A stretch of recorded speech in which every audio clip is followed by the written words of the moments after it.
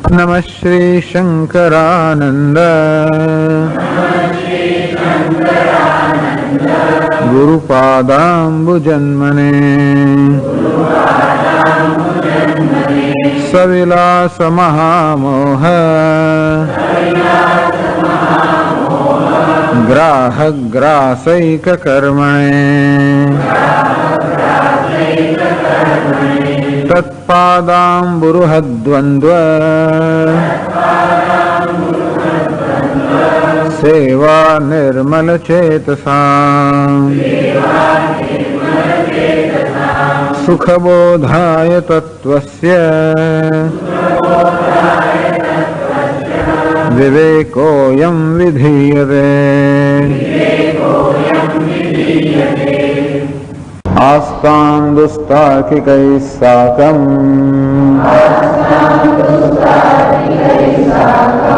विवादः प्रकृतं ब्रुवे स्वाहमो सिद्धमेकत्वं कूटस्थपरिणामिनोः धाम्यन्ते पंडितं मन्याः सर्वे लौकिकतैर्थिकाः अनादृत्य श्रुतिं मौर्ख्याद् केवलां युक्तिमाश्रिताः पूर्वापरपरामर्श विकलास्तत्र केचन वाक्याभासान् स्वस्वपक्षे योजयन्त्यप्यलज्जया।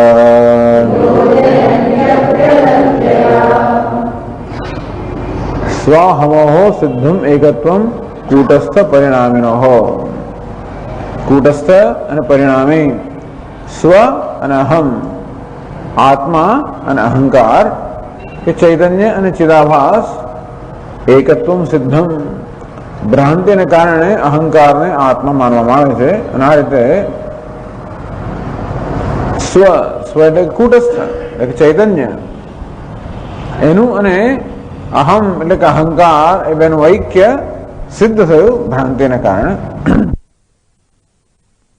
એટલે આ ઉપાધિમાં મર્યાદિત થયેલો ચૈતન્ય, ટૂંકમાં ચૈતન્યને મર્યાદિત માનવામાં આવે, અહંકારને આત્મા માનવામાં છે, અર્થાત ચૈતન્યને કૂટસ્થને અમર્યાદિતને મર્યાદિત માનવામાં આવે છે.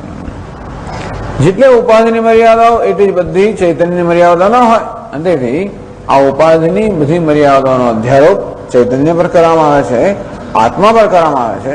અને આ રીતે આત્માને મર્યાદિત, અલ્પ, મર્ત્ય, દુઃખી, અજ્ઞાની એવું માનવામાં આવે છે. તો આ રીતે અજ્ઞાની, દુઃખી, મર્ત્ય આત્માનું નામ જ અહંકાર. આત્મા પર જયારે આ પ્રકારના ખ્યાલો ઓઢાડવામાં આવે તો હું અજ્ઞાની છું, દુઃખી છું, મર્ત્ય છું, અલ્પ છું, એવું એ ખ્યાલ નામ જ અહંકાર. અહંકાર હોય કે જુદી વસ્તુ નથી પાસે. તો આ રીતે એક તાદાત્મ્ય થાય છે ભ્રાંતિને કારણે આત્મા અને અનાત્માનું, ચેતન અને જળનું, પુરુષ અને પ્રકૃતિનું તાદાત્મ્ય. વાસ્તવમાં બે તત્વ છે, પુરુષ તત્વ, પ્રકૃતિ તત્વ, ચેતન અને જળ, આત્મા અને અનાત્મા, દ્રષ્ટા અને દૃશ્ય. આ બે તત્વ હોવા છતાં પણ બેને એક માનવામાં આવે છે ભ્રાંતિને કારણે. અને કોઈ જાણતું નથી કે આ ભ્રાંતિ છે. હવે ભ્રાંતિ છે તો પણ લોકોને કેમ ખબર નહીં હોય? ભ્રામ્યન્તે પંડિતમ મન્યાઃ સર્વે લૌકિકતૈર્થિકાઃ. પોતાની જાતે પંડિત માનનારા બિચારા, જે લોકોએ શાસ્ત્રનો અભ્યાસ ન કર્યો હોય કે શાસ્ત્રનું શ્રવણ કરવાની તજ્ઞ ન મળી હોય, એ લોકોનો આ ભ્રાંતિ હોય સમજી શકાય. પરંતુ પંડિતમ મન્યાઃ, પોતાની જાતને પંડિત માનનારા, વિદ્વાન માનનારા, લૌકિક તૈર્થિકાઃ, લૌકિક લોકો અને વળી તૈર્થિક, ટૂંકમાં શાસ્ત્રનું અધ્યયન કરેલું હોય એવા લોકો, આમ શાસ્ત્રના કહેવાતા જાણકાર લોકો, શાસ્ત્રના કહેવાતા જાણકાર લોકો અને બીજા પોતાની જાતને વિદ્વાન માનનારા, એ લોકોમાં આવી ભ્રાંતિ છે. એ લોકોમાં પણ ભ્રાંતિ છે. આપણે એમ કે લોકો જીવન પર વિચાર કરતા હોય તો આ ભ્રાંતિમાંથી મુક્ત થાય, તો વિચાર કર્યા પછી પણ આ ભ્રાંતિ રહેશે એવું કેમ થતું હશે?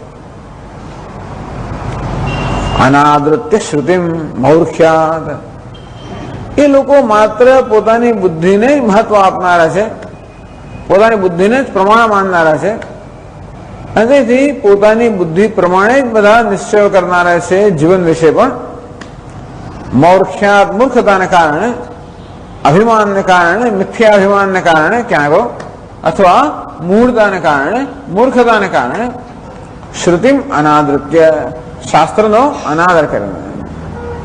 પંડિતમ મન્યા, અમે પંડિતો છે, અમારે શાસ્ત્રની શું જરૂર? આમ પોતાની જાતને પંડિત માનતા હોવાને કારણે, મૂર્ખતાને કારણે, એનું નામ જ મૂર્ખતા. શ્રુતિ અર્થાત શાસ્ત્રનો અનાદર કરે છે. કેવલમ યુક્તિમાશ્રિતા, માત્ર પોતાની બુદ્ધિને જ આશ્રિત થયેલા. યુક્તિ અર્થાત પોતાની બુદ્ધિમાં જે તર્ક કે દલીલો હોય એ દલીલો પરથી જ નિશ્ચય કરનાર, જીવન વિશે, આત્મા વિશે, સત્ય વિશે નિશ્ચય કરનારા. મહત્વની વસ્તુ એ છે કે સત્યને જોવા માટે આપણી પાસે કઈ આંખ છે? શાસ્ત્રરૂપી આંખ છે. જેમ રૂપ રંગને જોવા માટે આ ચક્ષુ, આ આંખ છે, કે શબ્દો સાંભળવા માટે કાન જેવી રીતે પ્રમાણ છે, તેવી રીતે સત્યને જાણવા માટે શાસ્ત્ર પ્રમાણ છે, બુદ્ધિ પ્રમાણ નથી. બુદ્ધિ પ્રમાણ હોત તો કોઈ અજ્ઞાની હોત જ નહીં. બધા લોકોને બુદ્ધિ છે અને બધા લોકો જીવન વિશે વિચાર કરતા હોય પોતપોતાની રીતે, અને છતાં બધા લોકોમાં આ ભ્રમ તો ચાલુ જ રહેતો હોય છે. કારણ કે અનાદૃત્ય શ્રુતિમ, શ્રુતિનો અનાદર કરવાને કારણે. શ્રુતિ અર્થાત વેદ એટલે કે ઉપનિષદનો અનાદર કરવાને કારણે. તો કેટલાક લોકો તો ઉપનિષદ ભણેલા છે, પ્રવચન કરનાર છે, હોય તો આવું કેમ? પૂર્વા પર પરામર્શ વિકલાહ તત્ર કેચન. હમણાં કેટલાક પંડિતો છે જે શ્રુતિને અર્થાત ઉપનિષદને આદર આપનાર હોય, એના વિશે પ્રવચન પણ કરનાર હોય, તો માત્ર શાસ્ત્ર વાંચવું એ પૂરતું નથી. આ તો ગુરુ પાસેથી જાણવાનો વિષય છે. કારણ કે શાસ્ત્રની એક પ્રકારની એક શૈલી હોય છે અને તેની શૈલીને સમજવી, એના તાત્પર્યનો, એ શું કહેવા માંગે છે એના તાત્પર્યનો નિશ્ચય કરવો. જયારે કોઈ પણ વ્યક્તિ સાથે આપણે વ્યવહાર કરતા હોઈએ, કોઈ પણ વ્યક્તિ આપણે કશું કહેતી હોય ત્યારે એના કહેવાની પાછળ શું તાત્પર્ય, શું પ્રયોજન છે, શું હેતુ છે એ સમજીએ ને આપણે પહેલા. ભલે એ તો સ્વામી કહે પણ એને તો આમ કહ્યું, એ તો કહે પણ અર્થ આવો થાય પાછળ. કારણ કે એટલે ટૂંકમાં તાત્પર્ય નિશ્ચય મહત્વનો છે. સ્વામી રાજકારણી લોકો તો આમ કે એનો અર્થ નહીં કે તમારે એવું માની લેવાનું. હમણાં આજે જ મેં વાંચ્યું, a diplomat is a person who remembers the women's birth date but never their age. Diplomat કોને કહેવાય? એટલે જે કુશળ રાજકારણી, કુશળ લોકો હોય એ કેવા છે કે સ્ત્રીઓની એમનું જન્મદિવસ યાદ હોય, કોઈ દિવસ એમની વય કે ઉંમર યાદ ના હોય. એ યાદ રાખવા જેવી વસ્તુ જ નથી. યાદ રાખવાની વસ્તુ યાદ રાખે. ટૂંકમાં એટલે બધાનું, દરેકનું તાત્પર્ય પોતપોતાનું હોય છે. શું મહત્વનું છે, શું મહત્વનું નથી, આપણે જાણવું જોઈએ. અને આપણે તે જાણતા પણ હોઈએ છીએ. અને એ રીતે દરેક કોણ કયા પાણીમાં છે, ક્યાં છે, શું છે, બધામાં આપણે દરેકને દરેક વિષયનો કે એને ખ્યાલ હોય જ છે ને હંમેશા. અને તેથી આ માણસ આવું બોલો તો એનો શું અર્થ કરવો, એને માટે આપણું પોતાનું એક જજમેન્ટ આપણું હોય છે હંમેશા. એટલે ટૂંકમાં તાત્પર્ય નિશ્ચય કરીએ તો આપણે વ્યવહાર કરી શકીએ. તો તેવી રીતે જેમ માણસ બોલતો હોય એની પાછળનો શું ઈરાદો છે, એ ઈરાદો નક્કી કરવા માટે માત્ર એ શબ્દો બોલે છે, એની ઉપરાંત બીજી બધી વસ્તુઓ આપણે સમજવાની હોય છે. એની પાછળનું એની શું ભૂમિકા છે, એ માણસનો સ્વભાવ કેવો છે, એની શું ભૂમિકા છે, કયા પ્રકારનો અનુભવ એને છે, એવું તો આપણે જાણીએ. માણસ ધનવાન છે, ગરીબ છે, સુખી છે, દુઃખી છે, નિરાશ થયેલો છે, સફળ છે, નિષ્ફળ કેવો છે, એ બધું નક્કી કરીએ કે આની પાછળ ઈરાદો શું હશે. આમ માત્ર શબ્દો સાંભળે એટલું પૂરતું નથી, પરંતુ એ શબ્દો કે વાક્યની પાછળ ઈરાદો સમજ્યા પછી આપણે વ્યવહાર કરી શકીએ. તે શાસ્ત્ર કઈ કહેતો હતો ને, ઈરાદો શું છે, તાત્પર્ય શું છે, એ મહત્વની વસ્તુ છે. શબ્દો અમુક હોય અને છતાં પણ એમાંથી તાત્પર્ય સમજવાનું આવે. એમ શાસ્ત્રોમાં તાત્પર્ય ન સમજીએ તો પછી આપણે આપણી પોતે સ્વતંત્ર નિર્ણય પણ આવીએ. આમ દરેક જણ જે સ્વતંત્ર રીતે શાસ્ત્રનો અભ્યાસ કરનારા છે એ એક જ શાસ્ત્રમાંથી જાતના નિર્ણય પર આવનારા છે. કારણ કે શાસ્ત્રનું શું તાત્પર્ય છે, શું ઈરાદો છે, શું વિષય છે, શું કહેવા માંગે છે, એ વસ્તુ સ્પષ્ટ થતી નથી હોતી. અંતેથી એ વિશે દરેક જણના પોતપોતાના ખ્યાલ હોય છે. વાક પૂર્વ પરામર્શ વિકલાહ, પહેલા શું કહ્યું, પછી શું કહ્યું, વચ્ચે શું કહ્યું, શા માટે કહ્યું, આ બધી વસ્તુ સમગ્ર શાસ્ત્રનું આ રીતે એક અવલોકન કરીને, આલોચન કરીને એમાંથી તાત્પર્યનો નિશ્ચય કરવાનો હોય છે. આવું નથી જેને થયો હતો, થયો હોય દરેક જણ પોતાનો તાત્પર્ય નિશ્ચય કરે, પણ એ તાત્પર્ય નિર્ણય કેમ કરવો એની સમજ ન હોવાને કારણે શાસ્ત્ર વિશે આ બધા કહેવાતા પ્રવચન કરનારાઓ પણ, વક્તાઓ પણ પોતપોતાનો નિર્ણય કરતા હોય છે. વાક્યાભાસાન સ્વસ્થ પક્ષે યોજયંતી. અને ઘણા લોકો તો શું કરતા હોય છે, એમને શાસ્ત્ર માટે એવો કઈ આદર હોતો નથી, પોતાની સ્વતંત્ર બુદ્ધિથી જ નિર્ણય કરતા હોય, પરંતુ પોતાના નિર્ણયને પ્રમાણિત ઠરાવવા માટે એ લોકો શાસ્ત્રના વાક્ય ઉદ્ધૃત કરે કે જો શાસ્ત્ર તમારું આવું જ કહે છે. અલજ્જયા, જાણે છે કે આવું નથી. ઘણી વાર તો મૂર્ખ લોકો માને કે શાસ્ત્રનો આ જ નિશ્ચય છે. ઘણા લોકો જાણતા હોય અને છતાંય પણ ક્યાંકથી એક વાક્ય લાવીને તમારી સમજ મૂકે જો આમ કહ્યું શાસ્ત્ર. આમ રામાયણના 24,000 શ્લોકો એક શ્લોક લાવીને બહાર મૂકે. જોયું તમારા રામચંદ્ર આવા છે, જોયું તમારી સીતાએ શું કહ્યું, બસ. અને પછી એના પર પ્રવચન આપે. એટલે અલજ્જયા, કોઈ પ્રકારની લજ્જા વગર. અર્થાત જે લોકો તાત્પર્ય સમજ્યા નથી અને માત્ર પોતાના જે બધી વિચારો હોય, જે વિકૃત વિચારો હોય, એનો પ્રચાર કરવા માટે એમના વિચારો એમની પાસે રાખતો તો વાંધો નહીં, વિચારો એટલો ડેમેજ કે ટૂંકમાં એટલી હાનિ થઈ. તો આ લોકોની કુશળતાનો ઉપયોગ કરીને પ્રચાર કરતા હોય પાછા, એમ કરીને એ ભ્રમનો ખૂબ પ્રચાર કરે અને બીજાઓમાં અનેક પ્રકારનો ભ્રમ ઉત્પન્ન કરતા હોય. અલજ્જયા, કોઈ પ્રકારની લજ્જા વગર. જાણતા હોય કે આમ કેવું જોઈએ, જાણતો હોય કે આ વાક્યનો તાત્પર્ય એવું નથી, અંતો પણ. અને એને કારણે આત્મા વિશે અનેક પ્રકારના ખ્યાલો પ્રવર્તમાન છે દાર્શનિકોમાં, કહેવાતા દાર્શનિકોમાં પણ. એટલે હવે કહ્યું પ્રમાણે સ્થૂલ અરુંધતિ ન્યાય, સ્થૂલ અરુંધતિ ન્યાય, અરુંધતિ અત્યંત સૂક્ષ્મ પેલો તારો છે. એના દર્શન કરવા માટે પહેલા એક સ્થૂળ તારાને બતાવવામાં આવે, જે તેજસ્વી હોય, ધીમે ધીમે એનાથી ઓછો સ્થૂળ, એનાથી સૂક્ષ્મ, એનાથી સૂક્ષ્મ અને અત્યંત સૂક્ષ્મ અરુંધતિ તારો છે, એના આપણે દર્શન કરવામાં આવે. તો એ અત્યંત સૂક્ષ્મ તારાનું દર્શન કરવા માટે આપણી નજર જેવી તો બરોબર નજર બરોબર એની આપણી શું કહેવાય સૂક્ષ્મ થવી જોઈએ. તેવી રીતે પહેલા અત્યંત સૂક્ષ્મ વિચારથી શરૂ, આત્મા વિશે અત્યંત સ્થૂળ વિચારથી પ્રારંભ કરીને ધીમે ધીમે આત્મા વિશેના જે પણ સૂક્ષ્મ અને સૂક્ષ્મ ખ્યાલો છે એમ કરતા કરતા વેદાંત સિદ્ધાંત આત્મા વિશે શું કહે છે એ રીતે આપણને આત્મ વિચાર અહીંયા રજૂ કરે છે. આમ તો આ શ્લોકોમાં જે આત્મા વિશેના જુદા જુદા ખ્યાલ રજૂ કરવામાં આવ્યા છે એ કોઈક ને કોઈક દાર્શનિકોનો ખ્યાલ છે.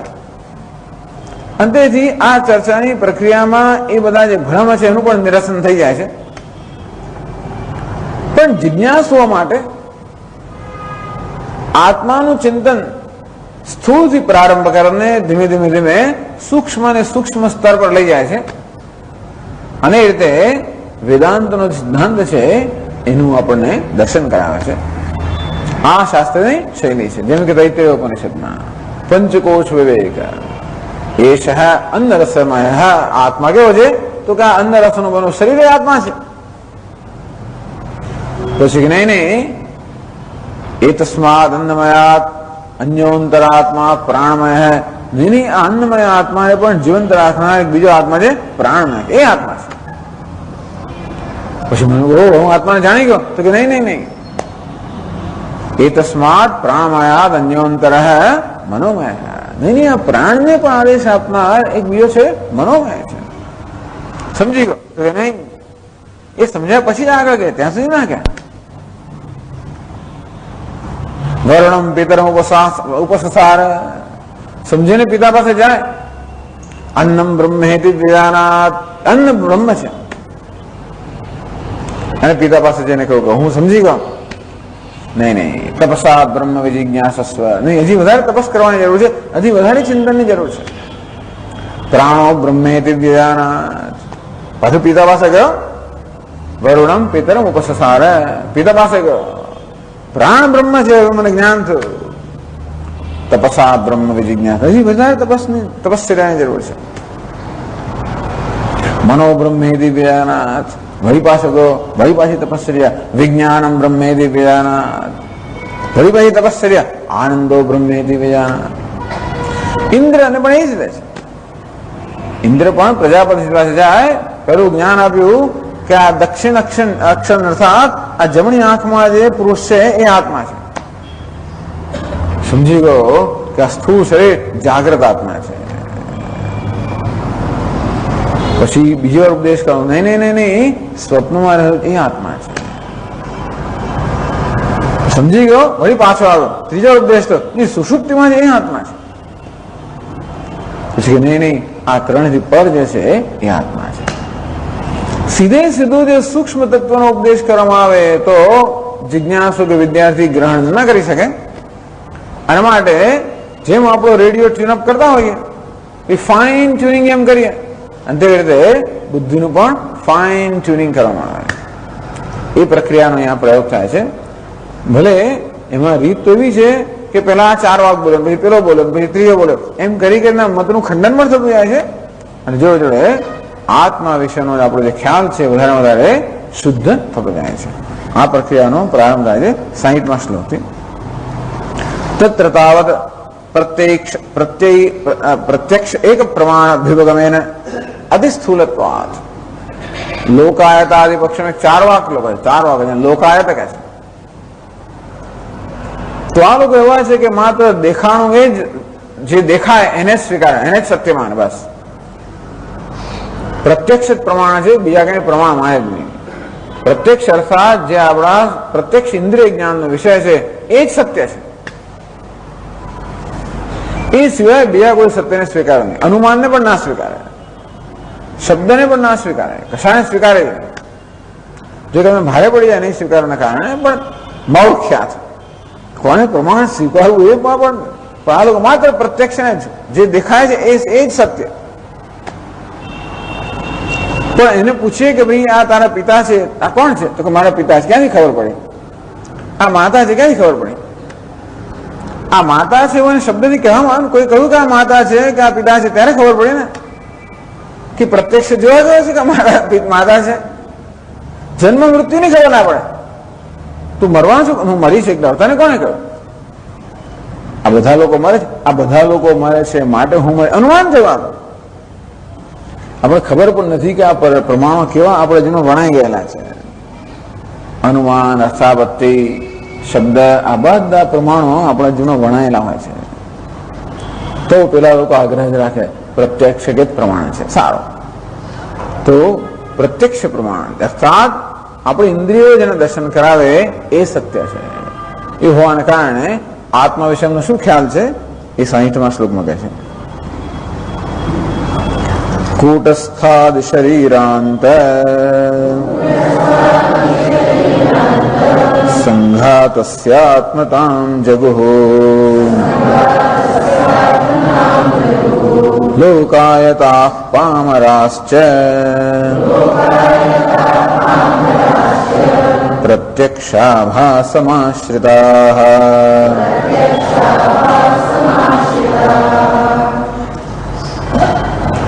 બીજી પંક્તિમાં કહીએ લોકાયતાઃ પામરાશ્ચ. એક લોકાયતાઃ જેને અંગ્રેજીમાં કહે મટીરિયાલિસ્ટ, ચારવાક કે મટીરિયાલિસ્ટ. ચારુવાક, ચારવાક એટલે ચારુવાક. એમની વાણી અત્યંત ચારુ હોય, રમણીય હોય. લોકોને રમણીય લાગે એવું કે યાવત જીવે સુખમ જીવે ગૃહમ કૃત્વા ઘૃતમ પીવે. બસ જીવો ત્યાં સુધી સુખેથી જીવો. તમે તમારે ઘી પીઓ, જરૂર પડે એવું કરીને પણ ઘી પીઓ. એ ઘીનો કોમ્પ્લેક્સ છે આપણી સંસ્કૃતિની અંદર, એટલે ગૃહમ કૃત્વા ઘૃતમ પીવે. એ માન્યતા દ્રઢ, જેટલું વધારે ઘી અંદર જાય એટલું વધારે સારું. ગૃહમ કૃત્વા ઘૃતમ પીવે. હા, પણ તમને પછી આ ઋણ કરો ને પછી પાછું ના આપો ને પછી તમારે બીજો જન્મ લેવો પડે ત્યારે ભસ્મીભૂતસ્ય દેહસ્ય પુનરાગમનમ કુતઃ. આ દેહ ભસ્મીભૂત થયો પછી વળી પાછો ક્યારે આવવાનો છે? ભસ્મીભૂત થયેલા દેહને દેહ એટલે આત્મા, એમને માટે આત્મા એટલે દેહ. તો એ જ દેખાય છે ને. દેખાય શું? આત્મા ચેતન હંમેશા આત્મા હોય. આપણે શું ચેતન દેખાય છે? દેહ ચેતન દેખાય છે. પણ આત્મા દેહ આત્મા. આ મરી ગયા પછી આત્માને કોઈએ પાછો આવે જોયો છે? આત્મા ભસ્મીભૂત થયો પછી કોઈ પાછો આવે જોયો છે? ભસ્મીભૂતસ્ય દેહસ્ય પુનરાગમનમ કુતઃ. એનું પુનરાગમન છે. તો તમારો મોક્ષ એટલે શું? મરી ગયો એટલે મોક્ષ, મૃત્યુ એટલે મોક્ષ છે. બસ પૂરું થઈ ગયું. પૂર્વજન્મ પણ નહીં સ્વીકારે, પુનર્જન્મ પણ ન સ્વીકારે, અને દેહ જ આત્મા છે. આ બહુ ફેમિલિયર છે. હા, અત્યંત પરિચિત છે વસ્તુ. કેમ? બધા વૈજ્ઞાનિકો બધા લોકો આવું જ કહેવાય, મટીરિયાલિસ્ટ. આ મેટરને અર્થાત પદાર્થને, ભૂતને આત્મા માનવા, ચેતન ભૂતને આત્મા માનવા. પામરાશ છે. બીજા લોકો કેવા છે? પામરા. પામર કોને કહેવાય?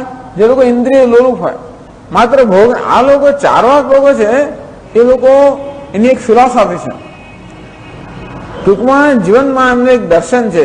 એ પરથી જીવનમાં ખાવું પીવું, મજા કરવું એ સિદ્ધ કરે છે. કેટલા પામર લોકો કેવા છે? પામર કોને કહેવાય? જે લોકો વિચાર નથી કરતા, માત્ર ઇન્દ્રિયના જે આવેગો હોય એ આવેગોનો વશ થઈને વર્તનારા જીવનારા નામ પામર. એ લોકોને પૂછ્યું તો એમની પાસે ઉત્તર ના હોય. શું કામ પાન ખાય છે? એનો ઉત્તરની બસ ના હોય. આખો કેમ ચાવ ચાવ ખાય છે? ઉત્તર હોય નહીં. કેમ બીડી પીએ? તો કે એનો ઉત્તર ના હોય, બસ પીએ. ચાર વાગે પૂછો ને તો તમને એનો ઉત્તર આપે, ફિલોસોફિકલ ઉત્તર આપે. કેવી મસાલો ખાવાથી આમ થાય, અને પાન ખાવાથી પેલું થાય, અને બીડી પીવા શું શું થાય છે તમને ખબર છે સ્વામીજી? કે હમણાં જ નવી રિસર્ચ થઈ છે કે સ્મોકથી, તો કે બીડીના ધુમાડા, સિગરેટ ધુમાડાથી કેન્સર માટે. તમને ખબર છે? અભિજાત એટલે અભિજાત્યથી શોધો લઈ આવનારા બધા. તો એ ચારવાક લોકો પાસે આવી જાતની દલીલો હોય. ખાવા પીવાનો મજા કરવાની એમની જે ફિલોસોફી માટે શું છે? KPM, ખાવા પીવો ને મજા કરો, એના માટે ફિલોસોફી હોય. એમ ચારવાક. અને બીજા લોકો, બિચારા પામર લોકો બધા ફિલોસોફી ના હોય, પણ એવું જ કરતા હોય. આ ચારવાક લોકો બુદ્ધિપૂર્વક કરતા હોય ને પેલા લોકો એમને એમ કરતા હોય. લોકાયતાઃ પામરાશ્ચ. ટૂંકમાં દરેક મનુષ્યને જીવનની એક ફિલોસોફી હોય છે, અને પોતાની ફિલોસોફીને સાચી ઠરાવવા માટે હંમેશા દલીલો શોધી કાઢતા હોય છે. માણસ પોતાની બુદ્ધિનો ઉપયોગ કેવી રીતે કરતો હોય છે? જે વસ્તુ પોતે કરવા માંગે છે એને સાચી ઠરાવવા માટે હંમેશા એના ફળદ્રુપ ભેજામાંથી યુક્તિઓ શોધી કાઢતો હોય છે. અંદરથી જે માણસે માત્ર ભોગનું જીવન જીવવું હોય, ભોગ એને માટે દલીલો શોધી કાઢે. કોને કોઈ સિગરેટ પીવાથી કેન્સર થાય છે? કોને કોઈ સિગરેટ પીવાથી માણસનું મૃત્યુ થાય છે? વહેલું મૃત્યુ કોને કહ્યું? આજે પેલો 25 વર્ષે મળ્યો, એ સિગરેટ પીતો નતો. પેલો 35 એને કોઈ દિવસ સિગરેટ પીધી પાન નથી ખાતો. અને જો પેલો પાન ખાવાનો, સિગરેટ પીનો, હજુ 75 વર્ષે જીવન છે. બોલો,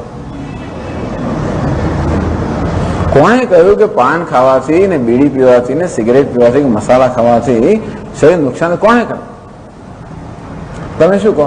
કઈ ના કહે, વાત સાચી છે.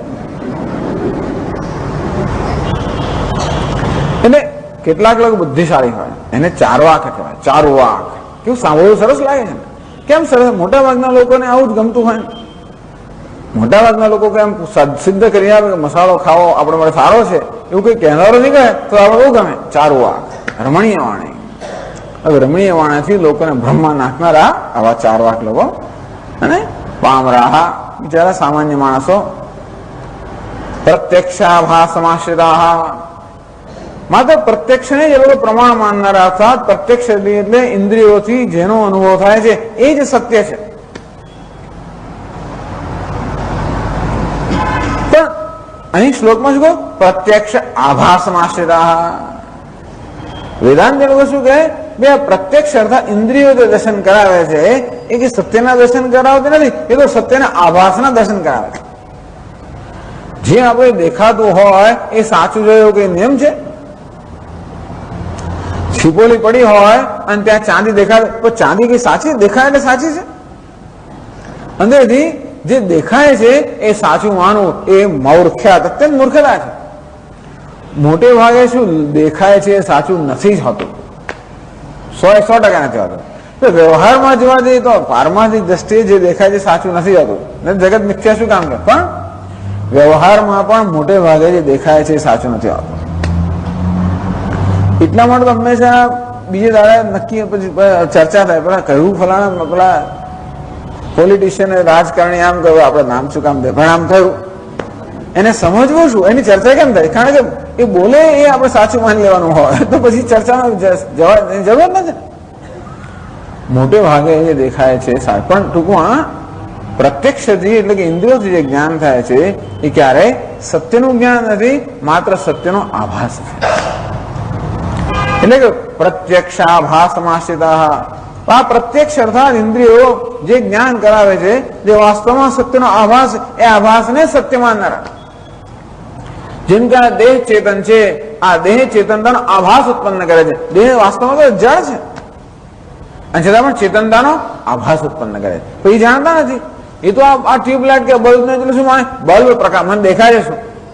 બલ્બ પ્રકાશિત છે. બસ દેખાય છે શું? તો કે બલ્બ પ્રકાશિત છે. એટલે એમ જ માની લે કે પ્રકાશવું એ આ બલ્બનો ધર્મ છે, એવું જ માની લે ને. તો ખરેખર પ્રકાશવું કોનો ધર્મ છે? એ તો વીજળીનો ધર્મ છે. એનો પ્રત્યક્ષ પ્રમાણ પૂરતું નથી. એને આપણે શાસ્ત્ર જોઈએ. કયું શાસ્ત્ર જોઈએ? વિજ્ઞાન જોઈએ, ભૌતિક શાસ્ત્ર જોઈએ, તો ખબર પડે, નહીં તો ના ખબર પડે. પરંતુ આ પ્રત્યક્ષ જે માત્ર સત્યનો આભાસ જ દેખાય છે એને સત્ય માનનારા લોકો, એ કોને આત્મા માને છે? આ દેહને આત્મા માને છે. કૂટસ્થાદિ શરીરાંત સંઘાતસ્ય આત્મતામ જગુહુ. આ સમગ્ર સંઘાત જેમાં દેહ, ઇન્દ્રિય, મન, બુદ્ધિ અને ચૈતન્ય બધાનો સમાવેશ થઈ ગયો. ટૂંકમાં આ બધાને એક જ માને છે, આ બધાને જુદા નથી માનતા. એ લોકો એમ જ માને કે ચેતનતા એ આ દેહનો ધર્મ છે.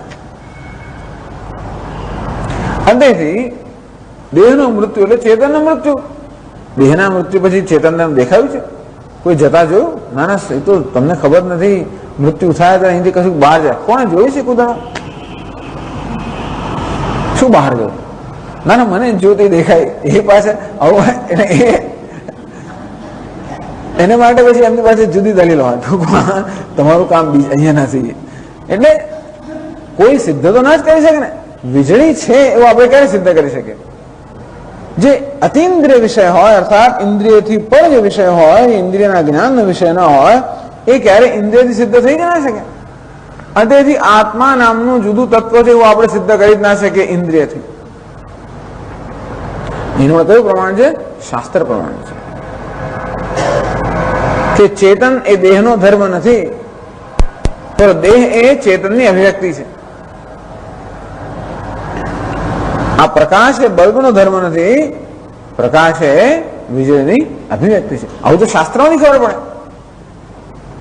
પણ શાસ્ત્રનો સ્વીકાર ના કરે, માત્ર પ્રત્યક્ષનો સ્વીકાર કરે અને પોતાની બુદ્ધિ કે દલીલનો સ્વીકાર કરે, એ પછી એવા નિર્ણય પર આવ્યા હોય કે માત્ર આ દેહ આત્મા છે. એટલે કુટસ્થ બધું આવી જ. દેહ ક્યારે ચેતન હોય? જયારે ઇન્દ્રિયો ચેતન હોય ત્યારે. ઇન્દ્રિયો ક્યારે ચેતન હોય? મન ચેતન હોય ત્યારે. મન ક્યારે ચેતન હોય? જયારે બુદ્ધિ ચેતન હોય. ને તે ક્યારે હોય? જયારે કુટસ્થ ચેતન હોય. એટલે કે કુટસ્થથી માણીને દેહ સુધીના સંઘાતને એ લોકો આત્મા, દેહને આત્મા માને છે. ટૂંકમાં તમે કઈ ખોટું છે? તે પ્રત્યક્ષૈક પ્રમાણવાદીનો બી પર વ્યામોહનાય સ્વમતમ શ્રુતિ સિદ્ધમ. આમ તો પાછા એ પ્રત્યક્ષ સિવાય કશાને સ્વીકારતા નથી, અને છતાંય પણ પર વ્યામોહ, બીજા લોકોને પાછા મોહિત કરવા માટે, ટૂંકમાં બીજા લોકોને ગેરમાર્ગે દોરવા માટે, તો પોતાના મતનો પ્રચાર કરવા માટે અને પોતાના મતનો શું કહેવાય એના અનુયાયીઓ વધારવા માટે એ લોકો શું કહે? સ્વમતમ શ્રુતિ સિદ્ધમ. એ કહે છે કે અમે જે કહીએ છીએ ને એ જ શાસ્ત્રમાં કહ્યું છે. શાસ્ત્રને કઈ સ્વીકારતા નથી, પરંતુ બીજા લોકો પણ પ્રભાવિત કરવા માટે અને પોતાનો મત એમનામાં ઠસાવવા માટે એ લોકો શાસ્ત્રમાંથી આવી રીતે વાક્યો લઈ આવે. સ્વમતમ શ્રુતિ સિદ્ધમ. અમારો મત છે એ તો શ્રુતિ સિદ્ધ છે, ઉપનિષદ સિદ્ધ છે, ઉપનિષદમાં કહેલું છે. એમ કરીને ઉપનિષદના વાક્યનું ઉદાહરણ આપે. એમ કરીને પોતાના મતને સાચો સિદ્ધ કરે. એ વસ્તુ 61માં શ્લોકમાં છે. શ્રૌતિ કર્તુમ સ્વપક્ષમ તે કોશમન્નમયં તથા વિરોચનસ્ય સિદ્ધાંતમ પ્રમાણમ પ્રતિજજ્ઞિરે.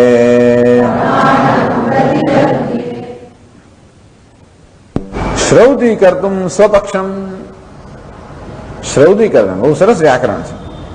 આ શ્રૌતમ શ્રૌતિ કર્તુમ, જે પોતાનો પક્ષ ખરેખર શ્રુતિ સંમત નથી એને શ્રુતિ સંમત બનાવવા માટે આવી જાતના ક્રૂ ને આ પ્રકારના જયારે આવી રીતે નામ બનાવવામાં આવે, જયારે દૂરી કરતું દૂરી કુરુ દુષ્કૃતિ ભારમ, ગંગાને કે દુષ્કૃતિ ભારમ દૂરી કરું, જે અદૂર છે નજીક છે એને દૂર કર.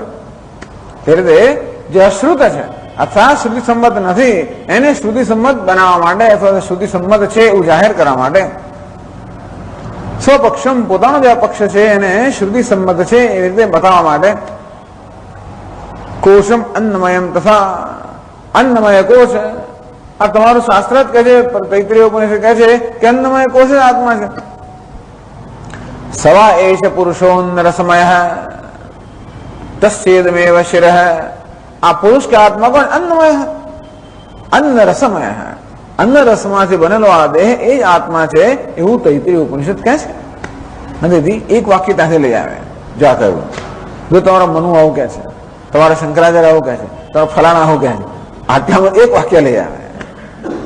લોકોને કહે હા શું વિદ્વાન છે, લોકોને વિચારણ શું. પ્રચાર માટે આપણે તો બધે જવાના, બધાને સાંભળવાના અને બધે ડોકા ધૂણાવાના પાછા.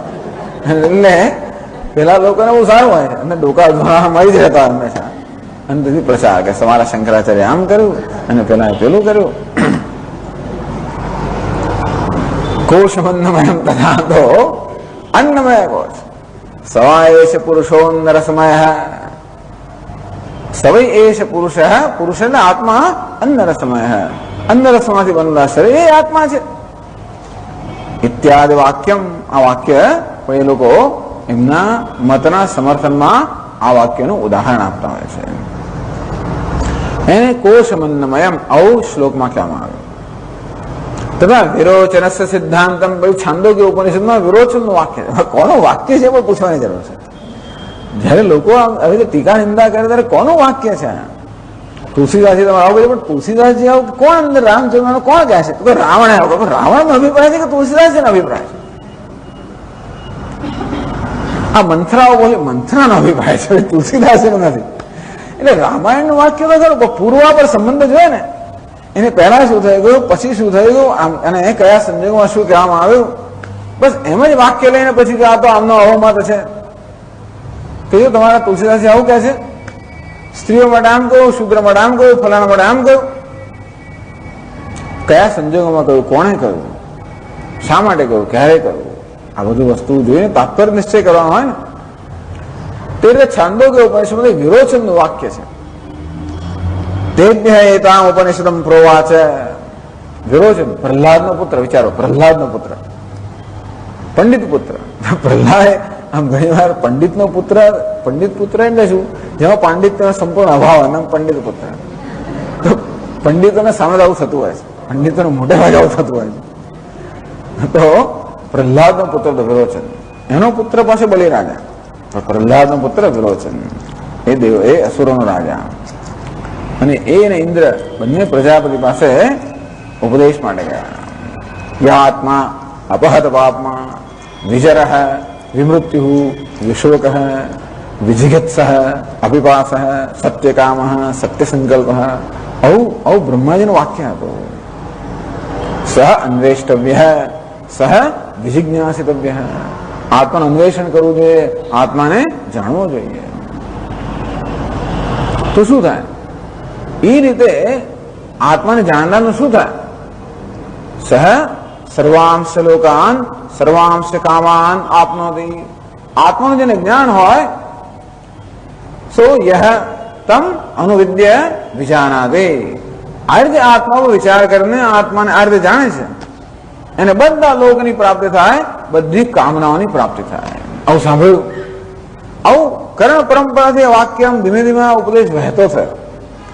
એમ કરતા કરતા દેવલોકમાં પહોંચ્યો અને અસુરોમાં પહોંચ્યો, પાતાળમાં પહોંચ્યો. પેલા લોકોને રહસ્યમાં, બધા લોકોને સર્વાંશ લોકાન સર્વાંશ કામાન આપનોતી. બધા લોક પ્રાપ્ત કરે એટલે બધા લોક એટલે ત્રણેય લોક પ્રાપ્ત કરે અને બધી કામનાઓ પૂર્ણ થાય, જેને આત્માનું આ જ્ઞાન થાય. એમને પેલા એમાં રસ હતો. એટલા માટે ઇન્દ્ર વિરોચન બંને, એટલે દેવતાઓ કે આ જ્ઞાન તો આપણે જોઈએ છે, અસુરો કે આ જ્ઞાન આપણે પણ જોઈએ, તો બધા લોક આપણે પ્રાપ્ત કરી શકીએ, બધી કામનાઓ પ્રાપ્ત કરી શકીએ. એટલે દેવતાએ પોતાના પ્રતિનિધિ ઇન્દ્ર એમના રાજાને મોકલ્યા અને અસુરોએ પોતાના પ્રતિનિધિ પોતાના રાજા વિરોચનને મોકલ્યા. બે સ્વતંત્ર રીતે ગયા, કોઈને ખબર ના પડે એ રીતે. ત્યાં જઈને ભેગા થયા. આમ બે દુશ્મનો એટલે એકબીજાને કહે નહીં, અચ્છા ત્યાં જઈને ભેગા થઈ ગયા.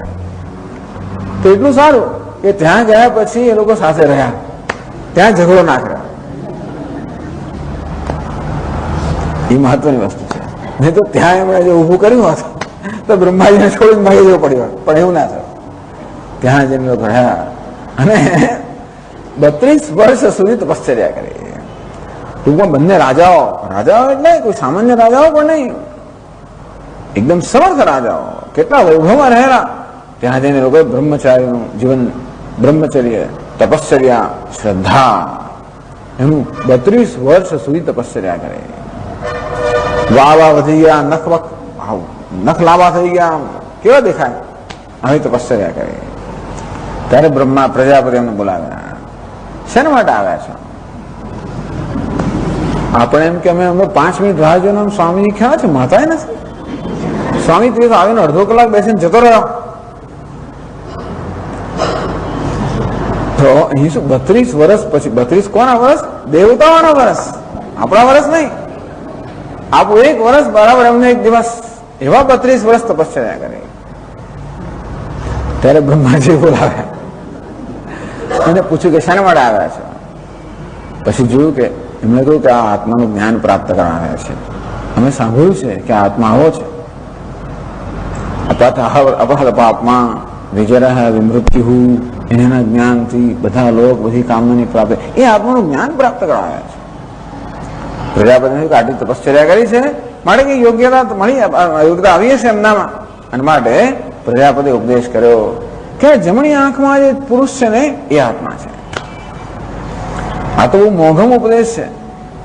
એટલે એનું તાત્પર્ય સમજવા માટે તો બહુ સૂક્ષ્મ બુદ્ધિ જોઈએ. આટલી તપશ્ચર્યા કર્યા છતાંય પણ એવી સૂક્ષ્મ બુદ્ધિ હજી એમને પ્રાપ્ત થઈ નથી. એટલે ઇન્દ્ર ત્યાં તો કઈ અરીસા તો હશે ને, ઇન્દ્ર વિરોચનની આંખમાં જોયું, કોણ દેખાય આંખની અંદર? જમણી આંખમાં તો કે હું જ દેખાઉં છું. પેલા જમણી આંખમાં જોયું, હું જ દેખાઉં છું. એનો નિર્ણય શું થયો કે આ દેહ આત્મા છે. એક આમ તો નિર્ણય એવો થવો જોઈએ કે પડછાયો આત્મા છે, પણ એ લોકોએ નિર્ણય શું કર્યો? દેહ આત્મા છે.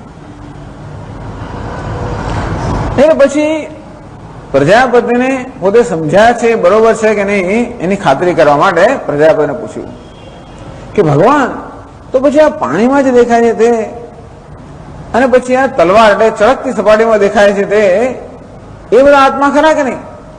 ત્યારે બ્રહ્માજી કહે આ તો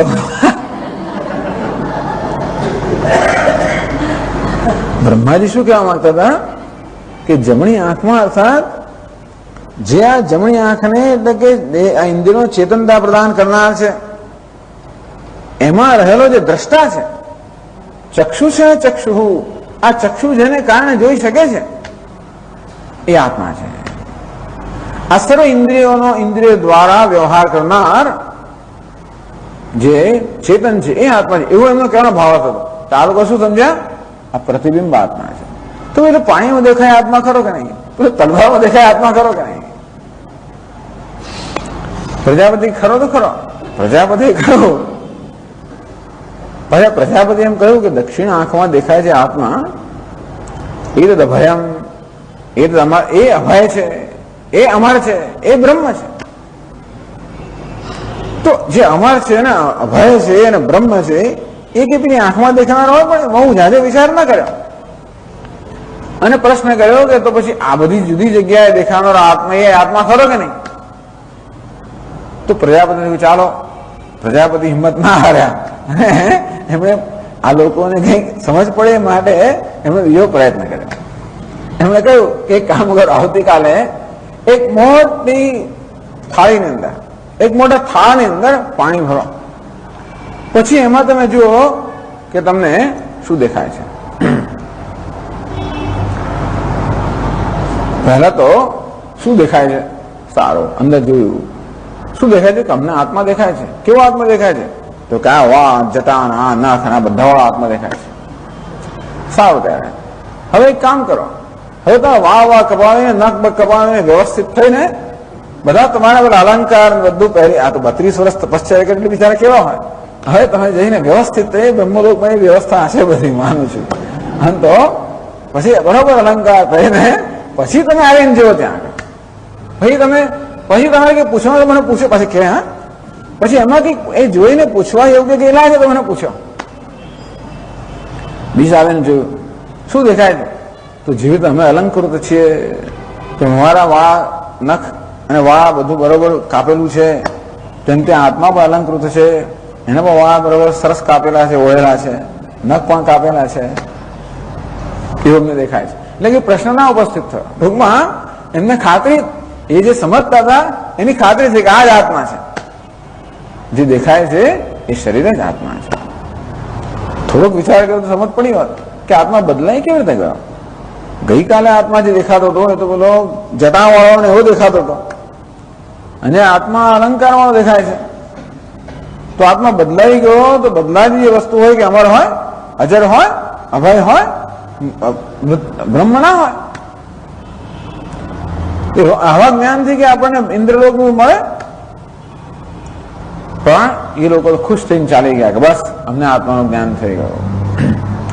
પ્રજાપતિ જોયું કે આ તો ઇનકોરેજિબલ, અંગ્રેજીમાં જાણે ખબર, ટૂંકમાં આ વસ્તુ અસાધ્ય છે, એટલા માટે જવા દે જાણને. વિરોચન તો ખુશ થઈને ગયો. ઇન્દ્ર તો માર્ગમાં જતા જતા વિચાર કરવા લાગ્યો કે આત્મા તો અભય છે, અમર છે, બ્રહ્મ છે. ત્યારે આ અમે જે આત્મા જોયો એ તો કેવો છે? જયારે મારી જટા વધેલી ત્યારે આત્માની જટા હતી, મેં અલંકાર પહેર્યા, આત્માએ અલંકાર પહેર્યા. તો હું આંધળો થઈ ગયો તો આત્મા આંધળો થઈ જાય, હું લંગડો છું તો આત્મા લંગડો થઈ જાય, હું મરી છું તો આત્મા મરી જાય.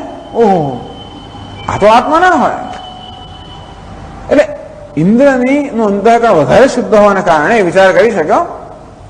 ઇન્દ્રલોકમાં ન ગયો, રસ્તામાંથી પાછો આવીને પ્રજાપતિને એને રિપોર્ટ કર્યો કે કેમ પાછો આવ્યો. તો કે આ તો નાહમ ભોગ્યમ પશ્યામી, આ વસ્તુ મને બરોબર જાણતી નથી. પછી એને પોતાના જે વિચારતા ગયા કે આવી રીતે આત્મા જ આવો જ હોય તો પછી તો મેં અલંકાર પહેરે તો આત્મા અલંકાર પહેરે, હું આંધળો તો આત્મા આંધળો થઈ જાય, હું મરી તો આત્મા મરી જાય. આ બરોબર નથી. તો કે બીજા 32 વર્ષ તપશ્ચર્યા કરો. ચાલો, એ તો ત્યાં કથા. પણ આ બાજુ વિરોચન તો આવ્યો, ખુશ થતો આવ્યો. તેભ્યો એતા ઉપનિષદમ પ્રોવાચ. આવીને બધા અસુરોને એને આ ઉપનિષદ અર્થાત આ રહસ્ય જાહેર કર્યું કે પ્રજાપતિએ મને કહ્યું, અમને કહ્યું, ઉપદેશ આપ્યો છે કે આ દેહ જ આત્મા છે. આત્મા એવ મહ્ય, આત્મા પરિચર્ય, આત્માને મહ્યન. ટૂંકમાં આ દેહ એ જ આત્મા છે, માટે દેહનું જ પૂજા કરવી જોઈએ, દેહને જ પુષ્ટ કરવો જોઈએ, દેહને જ આદર કરવો જોઈએ.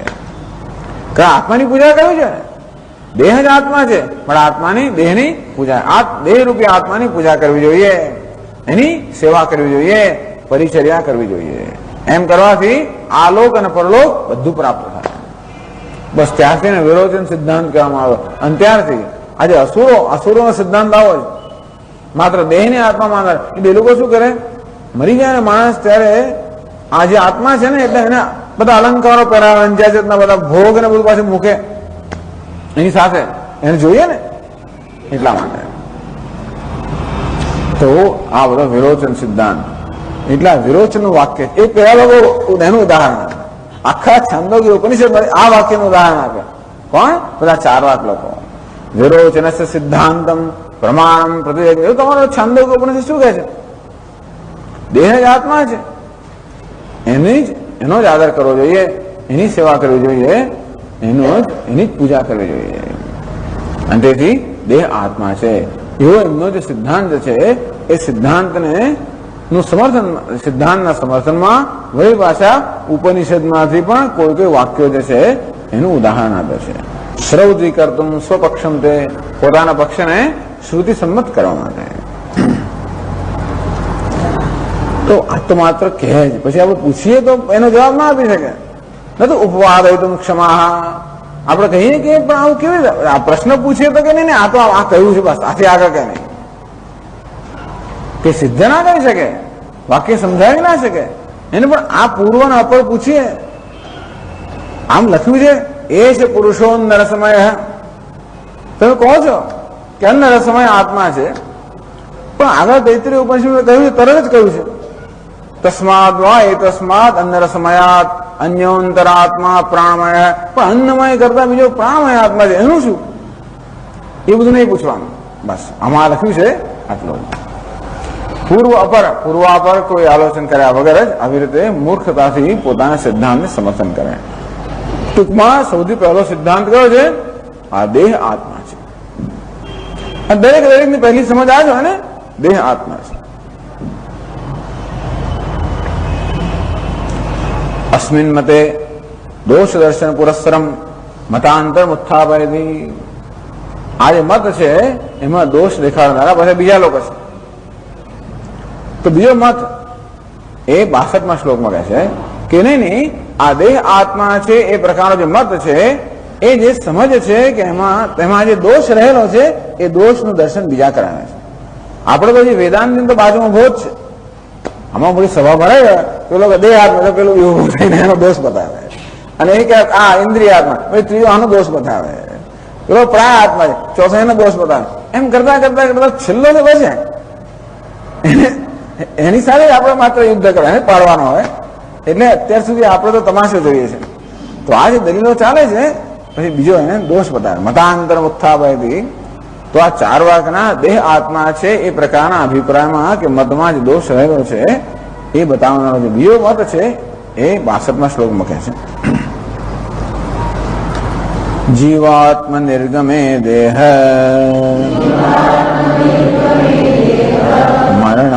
મરણસ્યાત્ર દર્શનાદ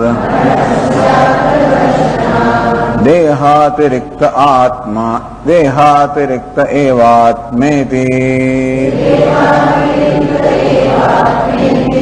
આહુર્લોકાયતાઃ પરે.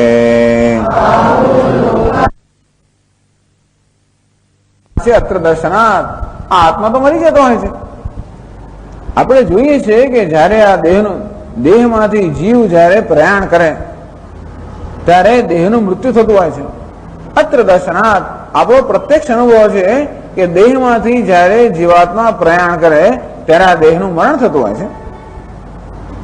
અને તેથી આ દેહ જે જીવંત છે કે દેહમાં જે ચેતનતા છે એ દેહને પોતાને કારણે નથી, પરંતુ દેહની અંદર એવું કંઈક બીજું તત્વ છે જેને કારણે દેહમાં ચેતનતા છે. દેહ જ જો આત્મા હોત તો મેં ચેતના જ રહેવો જોઈતો હતો. દેહ આત્મા હોત તો જ્યાં સુધી દેહ હોય ત્યાં ચેતનતા હોવી જોઈએ ને. પણ દેહ છે પણ ચેતનતા નથી. આ લોકોને કહેવાનું શું છે? આપ કહો છો કે ભાઈ દેહ આત્મા છે, ભલે દેહ આત્મા, તો જ્યાં સુધી દેહ છે ત્યાં સુધી આત્મા હોવો જોઈએ. આત્મા એટલે ચેતન. તો જ્યાં સુધી દેહ છે ત્યાં સુધી ચેતન હોવો જોઈએ, પણ દેહ છે ને ચેતન નથી. આપણે મૃત્યુ કોને કહીએ? દેહ છે લગભગ એવો ને એવો જ છે અને છતાં ચેતન નથી. એ જ બતાવે છે કે આ દેહની ચેતનતા બીજા કશાકને કારણે છે. જે વસ્તુના જતા રહેવાથી આ દેહ છે પણ ચેતનતા નથી. જીવાત મંદિરગમે દેહ મરણસ્ય અત્ર દર્શનાત. આપણે જોઈએ છીએ કે દેહનું તો મરણ થઈ ગયું. જો આત્મા હોત તો એનું મરણ કેમ થયું હોત? ચેતન હોત. આત્માને જેવું દેહ જતા રહેવું પડે એવું થાય. પછી ટૂંકમાં દેહ જ આત્મા હોય તો આત્મા ક્યારે જતો રહે? દેહ જતો રહે ત્યારે. પણ દેહ તો અહીંયા છે એવું ને એવો જ છે અને છતાં પણ ચેતન નથી. દેહાતિરિક્ત એવા આત્મા એવી. એ જ બતાવે છે કે આત્મા એટલે કે ચેતન દેહથી અન્ય કંઈક છે.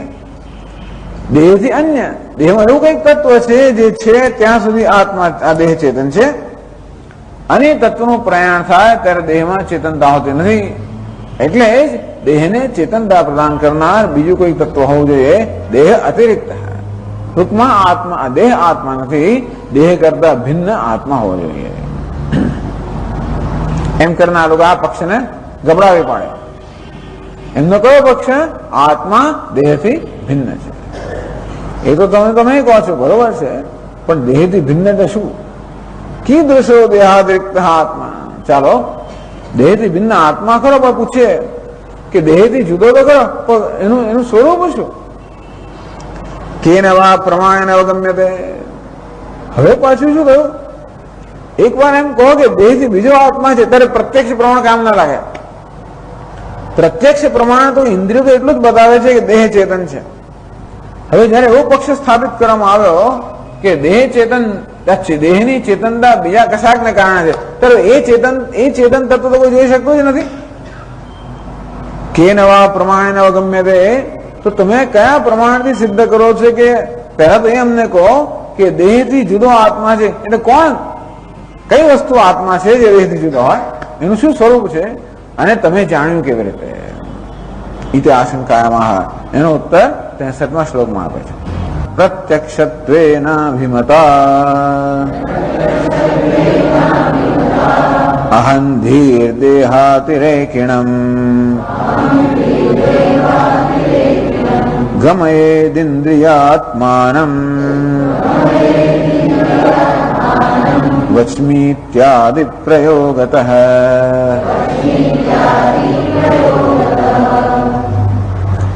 કે ભાઈ આત્મા એટલે કોણ? અહમ. આત્મા એટલે કે હું. આત્મા એટલે હું. હવે આપણે સમજાવે છે કે દેહથી ભિન્ન આત્મા છે. આત્મા કોને કહેવાય? હું ને આત્મા કહેવાય. હું શબ્દનો જે અર્થ છે એનું નામ આત્મા. તો અહમ ધીહી, અહમ ધીહી એટલે અહમ એ પ્રકારનો જે ખ્યાલ છે એનું નામ છે અહમ ધીહી, એટલે કે અહંકાર. અહંકાર કે અહમ કે હું પણ જે ખ્યાલ છે એ ખ્યાલના એનું નામ જ આત્મા. એટલે કે હું કે અહમથી જે ખ્યાલ પ્રગટ થાય છે એનું નામ, એ અભિવ્યક્ત કરે છે, એ આત્મા છે. અને એ તો પ્રત્યક્ષ અનુભવનો વિષય છે. હું કે અહંકાર જે છે એ ઇન્દ્રિયનો વિષય નથી, છતાં પણ આપણને દરેકના અનુભવનો વિષય છે. કોણ? હું જે છે એ દરેકના અનુભવનો વિષય છે. અહમ અહમ અહમ, હું હું હું. આમ હું નો જે ખ્યાલ છે એ બધાના સીધે સીધા અનુભવનો વિષય છે. પ્રત્યક્ષત્વેન અભિમત અહંધિ. પ્રત્યક્ષ પ્રમાણે સંમતા અહંધિ. ટૂંકમાં પ્રત્યક્ષ પ્રમાણ એટલે પ્રત્યક્ષ અનુભવથી આપણે જેને જાણીએ છીએ એ અહમ, એ અહંકાર છે, એ આત્મા છે. દેહાતિરેકિણમ ગમયેત. અહીં બતાવે છે કે આત્મા દેહથી ભિન્ન છે.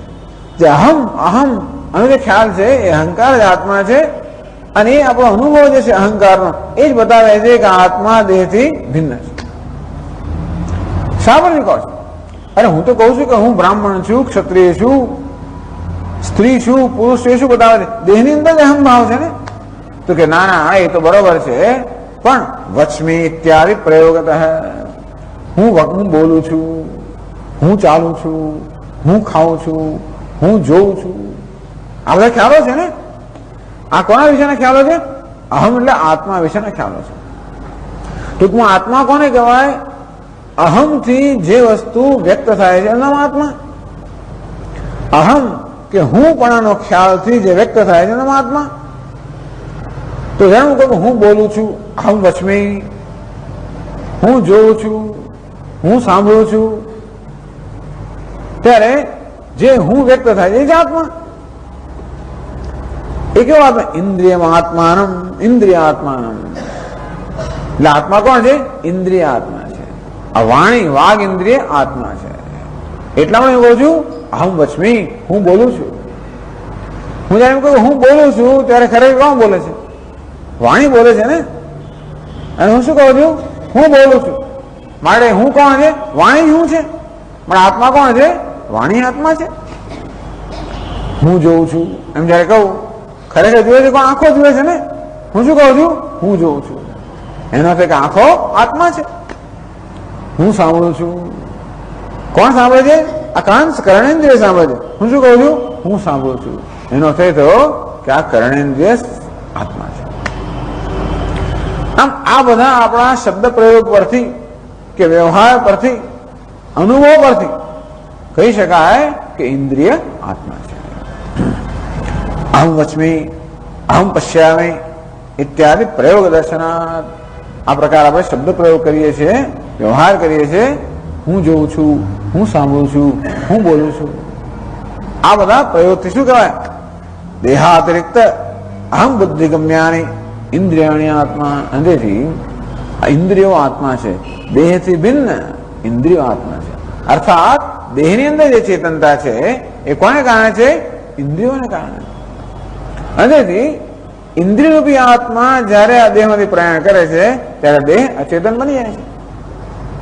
અંદરથી ઇન્દ્રિય આત્મા છે. હવે કોણ કહે? બીજો ચાર વાક હવે છે. નનો ઇન્દ્રિયાણામ અચેતનાનામ કથમ આત્મત્વમ. અરે આ ઇન્દ્રિયો તો અચેતન છે. ઇન્દ્રિયો અચેતન છે, ચેતન નથી. આત્મા તો ચેતન હોવો જોઈએ. એક વસ્તુ બધા સ્વીકારે છે નસીબ જોગે કે આત્મા ચેતન હોવો જોઈએ. એવું નહીં સ્વીકારનારા છે, પણ આટલું અહીં સ્વીકારવામાં આવે છે કે આત્મા ચેતન હોવો જોઈએ. હું જોઉં છું, સાંભળું છું એ જ બતાવે છે કે ઇન્દ્રિયોમાં ચેતનતા છે ને. મારા ઇન્દ્રિયો આત્મા છે. કોઈ પ્રશ્ન કરે છે ઇન્દ્રિયાણામ અચેતનાનામ, પણ આપણે તો જાણીએ છીએ કે ઇન્દ્રિયો તો પંચમહાભૂતમાંથી બનેલી છે, અચેતન છે. કથમ આત્મકમ, આ ઇન્દ્રિયો જે અચેતન છે કેવું આત્મા હોઈ શકે? તો કે એની કોણે કહ્યું ઇન્દ્રિયો અચેતન છે? શ્રુતિષુ ઇન્દ્રિય શ્રવણાદ ઇન્દ્રિય સંવાદ શ્રવણાદ અચેતનત્વ અસિદ્ધમ. તો કે નહીં, તમે જુઓ છાંદોગ્ય ઉપનિષદમાં જુઓ, પ્રશ્નોપનિષદમાં જુઓ, બૃહદારણ્યક ઉપનિષદમાં જુઓ, ત્યાં શું છે? ઇન્દ્રિય સંવાદ શ્રવણાદ. ત્યાં આગળ ઘણું વર્ણન આવે છે કે ઇન્દ્રિયોમાં સંવાદ થયો.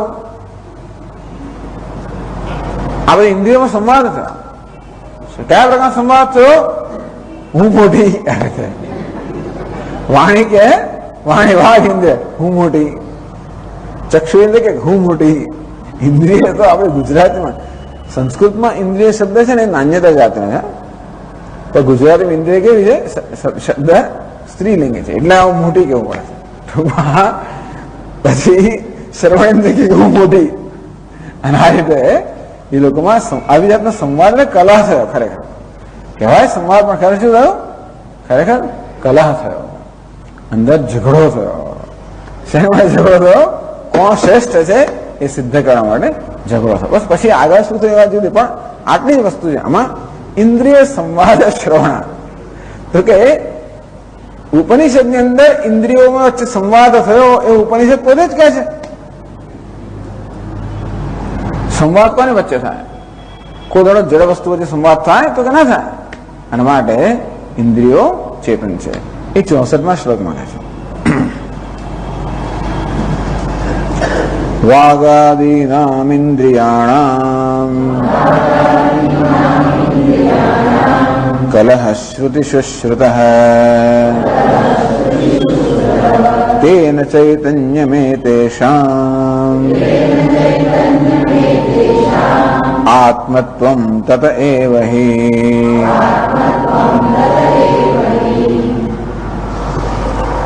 વાગાદીનામ ઇન્દ્રિયાણામ કલહ શ્રુતિષુ શ્રુતઃ.